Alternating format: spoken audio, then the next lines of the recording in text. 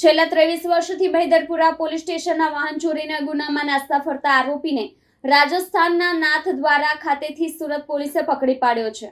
Mahidharpura police station વિસ્તારમાં વર્ષ 2000માં આરોપી શંકર પન્નાલાલ ગાયરીએ અન્ય 3 આરોપીઓ સાથે મળીને એકબીજાની મદદગીરીથી એક કાળા કલરની સ્પ્લેન્ડર પ્લસ મોટરસાયકલ ચોરી કરી હતી।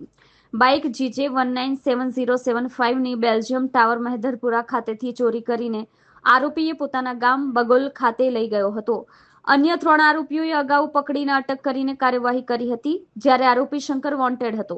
દરમિયાન આરોપી સામે CRPC 70 મુજબના વોરંટ પણ ઇસ્યુ થયું હતું। 3 દિવસ ટીમે વોચ ગોઠવીને શ્રીનાથજી મંદિરથી આરોપીને દબોચ્યો। આરોપી શંકર છેલ્લા 23 વર્ષથી રાજસ્થાનના બાગોલ એટલે કે શ્રીનાથજીના ચરણમાં જતો રહ્યો હતો। આરોપી બાગોલ ખાતે રહેતા હોવાની બાતમી મહિધરપુરા પોલીસને મળી હતી।